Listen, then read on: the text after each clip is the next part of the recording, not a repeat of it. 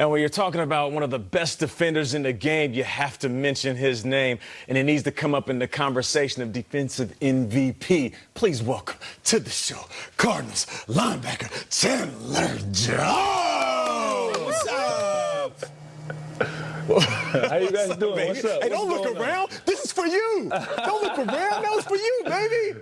It was too much attention for me. I had to back down a little bit. All right, so one I got to ask, I know you're dealing with a thumb. How's that thumb doing? The thumb's perfect. I'll be fine. We'll be ready to go. Okay. All right, good. Well, that's great news because my next question is about you using your legs in that thumb to grab the quarterback. I'm not sure if many people realize this, but you got a chance to make history against the Rams. You're 3.5 sacks away from breaking Michael Strahan's record of 22.5 sacks in a season. Last week you had 4. You're well within the realm of possibility. How much are you trying to break it? Because we all want you to do it. Of course. You know, this week, I've been hearing a lot around the facility from my dad, my brothers. They all want me to do it, but I try not to think about it too much, honestly. I'm just going to let the game happen, and if it comes, it comes. I feel like if I approach it that way, I'm bound for success for sure. I think it's going to happen. You've got everybody here at this table rooting for you, of course, and it's going to be a special game on Sunday because in addition to you potentially making history, it could be the final game for one of the best wide receivers to ever play the game. Larry Fitzgerald will have his 250th start. That is the most by a wide receiver on the same team in all of NFL history. What has it been like to play with him, and do you have any guesses on whether or not he will be back? I have no idea. Larry does this to the Cardinals fans every year. He gets us up on our seat. We have no idea what he's going to do. Hopefully he's back. I've learned so much from Larry. The one thing that I admire about him is that he can hang out with anyone. You know, he's very personable. He's a great leader. He's someone that our team needs. And if he did leave, we would definitely miss him. We would too, man. And Chandler, I see you guys playing hard until the end of the season, and I think a lot of that credit goes to Cliff Kingsbury. I think it's interesting. You're a guy who played for Bill Belichick, and now you're playing for the younger guy who gives cell phone breaks and's got abs. Like, tell us about the Cliff experience. What has this been like for you? Cliff is the man. He is honestly the man. I always tell him he's the most smooth coach that I've ever played for. He comes in with the hair slicked back. If you see him on Sundays, he wears the all-black jumper. He even talks with swag, and the cell phone breaks. You know, everyone wants to be on their cell phone. And, you know, for him to do things like that, he's a player's coach, and I love him. I love him. He's great.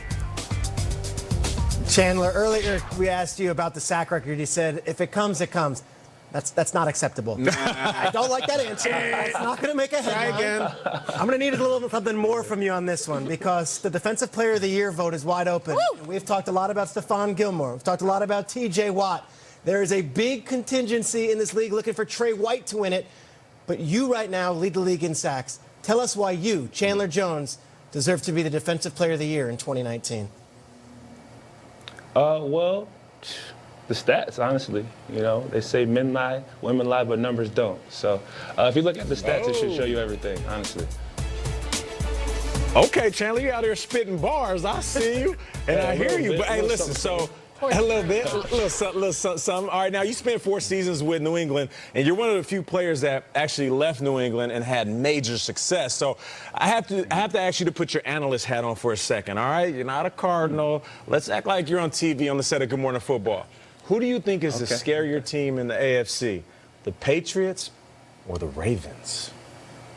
Oh, I don't think I can answer that. I don't think I could. Both of those. Listen, what I will say is both of those teams are very dangerous. You can't count 12 out. That's something you can't count time out. But Lamar, he's on fire, and like I said, that'll be fun. That's a fun matchup. But I can't say who's more scary. That's tough. Let's talk quarterbacks then. You spent your first 4 years of your career with the aforementioned Tom Brady. So if he's the greatest of all time, and we all know he is, use that as a sort of gauge to tell us what you think of Kyler Murray after his first season. Give us an assessment of the #1 overall pick from last April. Kyler, what I admire about Kyler is how fast he matured. You know, when he first came in, you know, he was kind of trying to learn everyone's name and trying to get everyone down. But right now, where he is, I mean, a lot of guys are respecting him. He's earning a lot of respect from the guys in the locker room. You know, he's really small in that huddle. You can't really see him in the huddle, but he has everyone's attention. You know, he's electrifying. He can hurt you with his legs. He has an amazing arm, and the sky's the limit for Kyler. So I'm excited for him and the rest of his career for sure.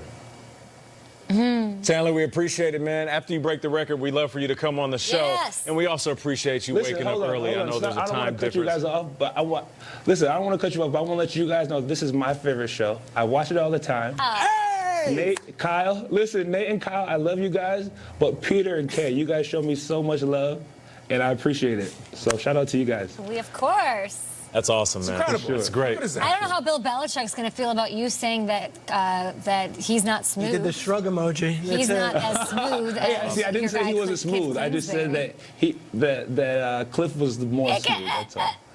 Got the black jumpsuit. Yeah, Cliff could wear the Lululemon, but Belichick's got the rings, dude. That's the most important thing. All right, Chandler, go take a cell phone break. You deserve it. Look, he's pissed. I love you. It's great.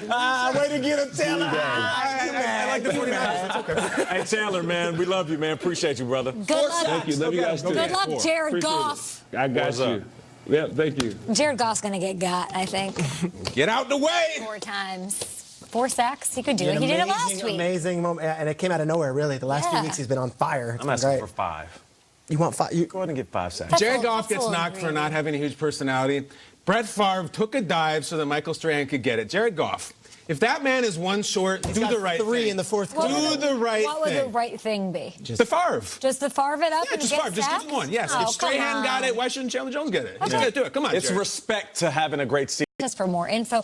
Oh, that sounds pretty fun. That sounds incredible. Yeah, I'm a big small world guy. I'd love to go. Are you? Yeah, a little ride, little international You politics. get to hang with Patrick Nope. Mahomes on a roller coaster. That's No a way. pretty cool contest. I'll be in a churro over there. I don't like that ride. So many churros. You don't like I'm small gonna world? get killed for not liking that ride. Yeah. Huh? Some You guys people like that agree ride? with that. A little It's so appropriation long. going on. I'm like, what's going on? We'll sell that out in the newsroom in Culver City. We'll take it away. All right, thank you, Kay. Well, we can't hype the Seahawks-49ers game enough, so we'll keep going. Both teams looking to seize the NFC West title, something the 49ers hadn't done since 2012. Now, to make this a reality, planning another big game from quarterback Jimmy Garoppolo, who could join Hall of Famers Joe Montana and Steve Young as the only 49ers QBs to win 13-plus games and have a 100-plus passer rating in a single season. It won't be easy, as Garoppolo will be in another hostile environment, but head coach Mike Shanahan says Jimmy G has come through before in, well, frankly, less than desirable conditions. I think the main thing with Seattle is just to know how loud it is. I mean, everyone's played in loud stadiums, and that's usually the loudest. You're not going to be able to hear what I can say to Jimmy is it'll be exactly like New Orleans was. I mean, I've been in New Orleans a bunch, but New Orleans was different. Last time we were there, it was as loud as I've ever been anywhere. So it's last time in New Orleans, it was tied with how Seattle is. So it'll be very similar to that, and I thought he handled himself well there, and expect him to do the same thing in Seattle. Oh, we cannot wait. Meanwhile, Giants running back Saquon Barkley has posted more than 100 rushing yards in back-to-back games. The first time he's done that this season since weeks 1 and 2. And while his Giants are not in the playoff race, he knows the Eagles are. And he hopes his squad is in the same place very soon. It's going to feel a lot different. I actually think it's going to be a test. It's going to be something that I'm not only myself, but the team is up for because we're playing against a team. Like, this is a playoff game for them, obviously. And, you know, we're going to get their best. And at some point, and hopefully soon, and I believe very soon, we will be on the other edge of it where we're a playoff team.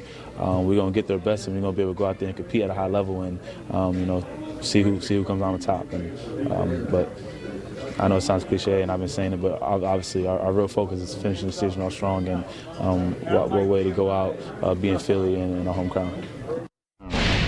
Barkley finally looking healthy, and like the Saquon we thought we'd see all season, averaging just over 150 yards over the past 2 games to go along with 3 rushing touchdowns. We'll be seeing a steady diet of Saquon Barkley with the ball on Sunday. Thank you so much. More on the playoff fixture, more on the Falcons' decision to bring back Dan Quinn, more on Antonio Brown being in the Saints facility this morning. More on that all day long, but it is now time to shine a light on the game's brightest stars, presented by Oakley. Is this the last time we're doing this, guys? Maybe. Right. Who's going to shine bright week 17? Let's start with that man that Will Silva was just talking about, because I think he can throw a wrench in the entire NFC East, and I'm going to set the scene. 7:30 p.m.